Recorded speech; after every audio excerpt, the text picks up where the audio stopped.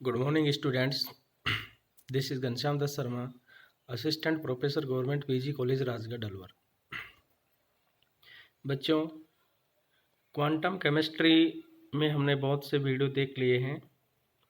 Quantum chemistry में use होने वाले ऑपरेटर्स के बारे में अध्ययन कर लिया है। आज हम क्वांटम केमिस्ट्री में physical significance of wave function and properties of sine पढ़ेंगे। अपने को पता है साइन एक वेल बिहेव्ड वेव फंक्शन है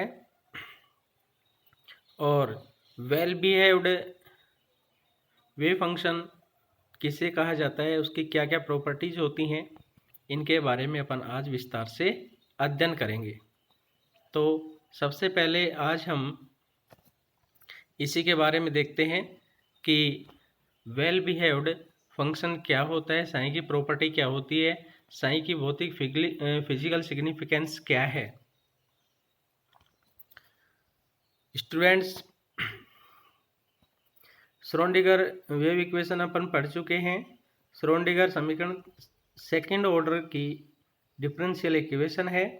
इसके अनेक हल है, परंतु साइन के अनेक मान प्राप्त होते हैं। इनमें से कुछ मान ही मान्य है। श्रोडिंगर वेव इक्वेशन में अपने को कई हल प्राप्त होते हैं, लेकिन साइन के कुछ जो निश्चित मान है वही मान मान्य है, कुछ काल्पनिक हैं। मान्य मान वही होंगे जो क्वांटम यांत्रिकी के अनुकूल व्यवहार करते हों या सुव्यवहारित फलन हो, वेल बिहेव्ड फंक्शन हो। ऊर्जा ई के कुछ निश्चित मान के लिए तरंग समीकरण का हल संभव है, क्योंकि साई सुव्यवहारित फलन होना चाहिए। ऐसा अनुकूल हल तभी प्राप्त हो सकता है जब ई के कुछ विशेष मान दिए जाए। ई के इन्हीं विशेष मानों को आइगेन मान तथा इन मानों के अनुरूप प्राप्त तरंग फलन आइगेन फलन कहलाता है। श्रोडिंगर समीकरण को हल करने पर साई का मान प्राप्त होता है तथा साई के मान का वर्ग साई स्क्वायर किसी बिंदु XYZ स्पेस में, अपन तीनों डायरेक्शन में बात करें तो XYZ पर इलेक्ट्रॉन को पाए जाने की प्रायिकता के समानुपाती होता है। साइन स्क्वायर एक तरह से प्रायिकता घनत्व है, अर्थात साइन का कोई फिजिकल सिग्निफिकेंस नहीं है। फिजिकल सिग्निफिकेंस है वो साइन स्क्वायर का है, और साइन स्क्वायर है जो इलेक्ट्रॉन के पाए जाने की प्रायिकता घनत्व को बताता है। Probability density of electron finding electron. किसी अत्यल्प आयतन dx dy dz या अपन इसको डिटो में रिप्रेजेंट करें तो इस आयतन में इलेक्ट्रॉन के पाए जाने की जो प्रायिकता है sine square dx dy dz या साइन स्क्वायर डिटो के समानुपाती होगी, जहां डिटो नाभिक के चारों ओर का छोटा सा आयतन है। भाई इलेक्ट्रॉन नाभिक के चारों ओर चक्कर लगाता रहता है तो जब इलेक्ट्रॉन नाभिक के चारों ओर चक्कर लगाता रहता है तो वो कहाँ पाया जाएगा, उसकी प्रायिकता जो घनत्व है वो क्या होगी, वो निर्भर करता है साइन स्क्वायर पर। साइन को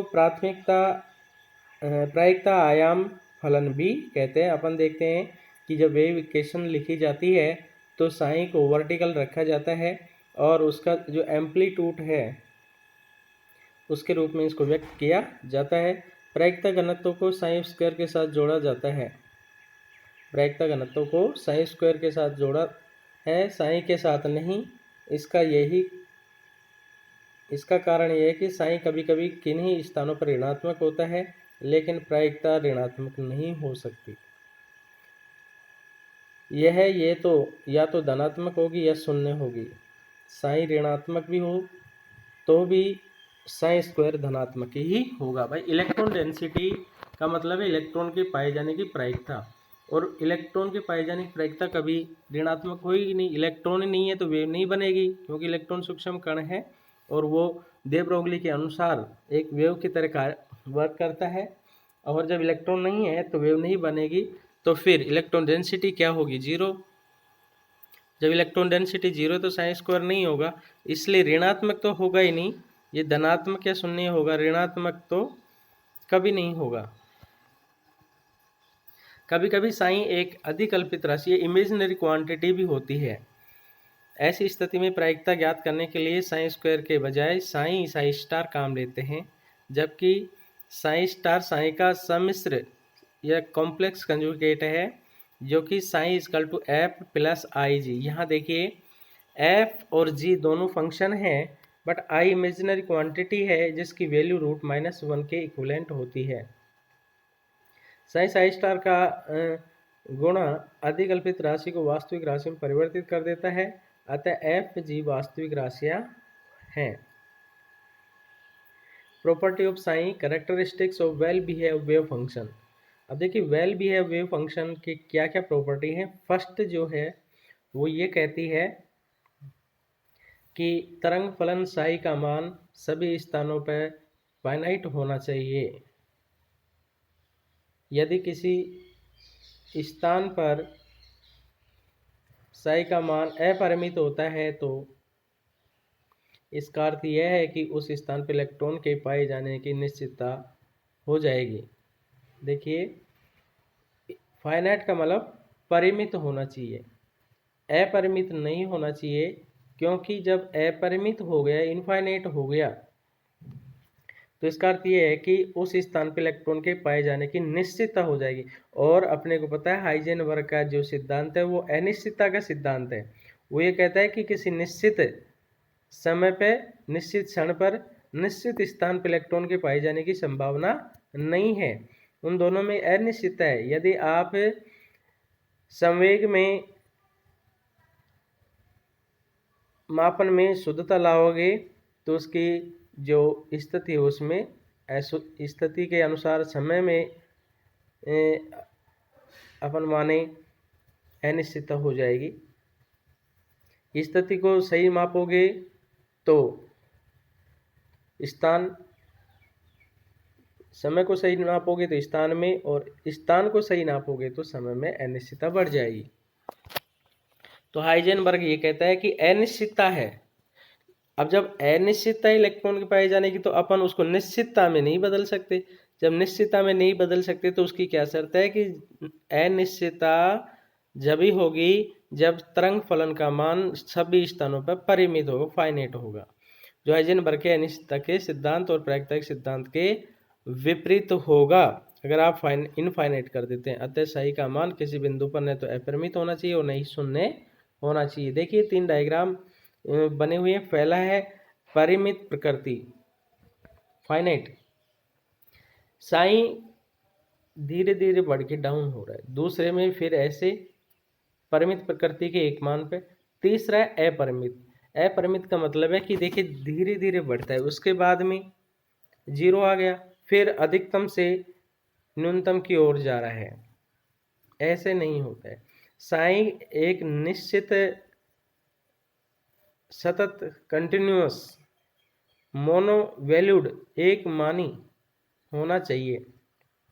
नेक्स्ट जो है वो ये कहता है कि साई का मान एक बिंदु पर एक ही होना चाहिए। साई का एक मान होना चाहिए, सिंगल वैल्यू होना चाहिए। किसी एक बिंदु पर साई के एक से अधिक मान होने का तात्पर्य है कि एक बिंदु पर इलेक्ट्रॉनों के पाए जाने की प्रायिकता के भी एक से अधिक मान होंगे, जो संभव नहीं हो सकते।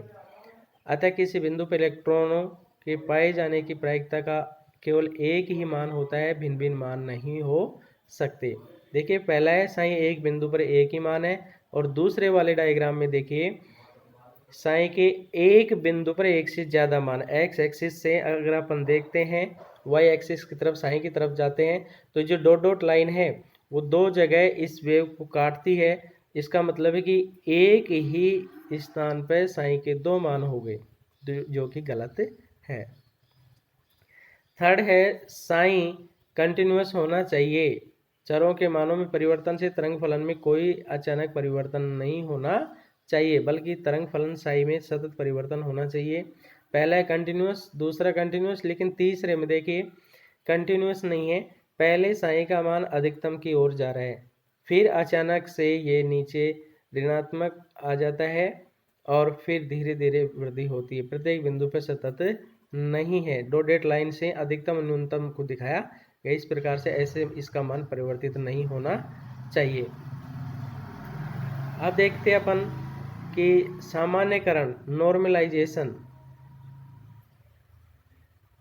कण के पाए जाने की प्रायिकता की माप साई स्क्वायर है, जो कि अंतरिक्ष में कहीं ना कहीं कण अवश्य है, अतः दिए हुए अंतरिक्ष में कण के पाए जाने की प्रायिकता 1 है। प्रायिकता क्या है? 1 है। तो राशि साई स्क्वायर डेल्टो भी परिमित होना चाहिए, फाइनाइट होना चाहिए, और इसको इंटीग्रेशन के चिन्ह में Sai square delto equal to 1 से रिप्रेजेंट किया जाता है, क्योंकि डेल स्क्वायर डिटो ये जो प्रोबेबिलिटी डेंसिटी को व्यक्त करता है वो, और जो प्रोबेबिलिटी है वो 1 के इक्विवेलेंट है, तो ये भी इक्विवेलेंट 1 ही होगा। साई सामान्यकृत फलन नहीं होता है। तरंग फलन समीकरण का कोई एक हल एक नियत राशि से गुणित या विभाजित किया जाए। अगर अपन ये कहें कि जो साई है ये तरंग फलन है, और इस तरंग फलन किसी भी तरंग फलन का हल है, तरंग फलन समीकरण के इस हल को किसी नियत राशि से गुणित या विभाजित किया जाए तो वह भी तरंग समीकरण का हल ही होगा। अर्थात साई को अपन किसी राशि से गुणित या विभाजित करते हैं तो जो नई राशि आएगी वो भी क्या होगा? उस तरंग समीकरण का हल ही होगा। किसी तरंग समीकरण का हल साई है, और यदि उस समीकरण का हल ए साई भी होगा, जहाँ ए एक नियत राशि ए से उसे मल्टीप्लाई कर दिए, प्रसामान्यकरण के लिए तरंग फलन को ऐसी नियत राशि से ए से गुणा कर दिया जाता है ताकि परिणामी तरंग फलन का वर्ग दिए हुए अंतरिक्ष में कण के पाए जाने की प्रायिकता के बराबर हो जाए। तो इस प्रकार से ए साइन स्क्वायर डेल्टो ये भी किसका इक्विवेलेंट हो गया? 1 के इक्विवेलेंट हो गया। एक कांस्टेंट राशि, इसको इंटीग्रेशन साइन से बाहर निकाल लेते हैं, और ए स्क्वायर बराबर ये डेल्टो स्क्वायर, इसके इक्विवेलेंट ये राशि बनती है। जहाँ ए को प्रसामान्यकरण स्थिरांक कहते हैं, इस स्थिति में नया फलन ए साई प्रसामान्यकरण फलन है। तो कहने का मतलब यह है कि यदि sine square delto equal to 1 है तो ऐसी इक्वेशन नॉर्मलाइज इक्वेशन कहलाती है। इसमें अगर ऐसे तरंग फलन अध्याकल्पित इमेजनरी हो तो यहाँ sign i sign J star delto बराबर 1 होगा। दो अलग अलग तरंग फलनों के हल साई आई और साई जे है और स्टार है, तो यदि इनका भी मान एक ही आता है तब भी ये स्थिति क्या होगी? नॉर्मलाइज होगी।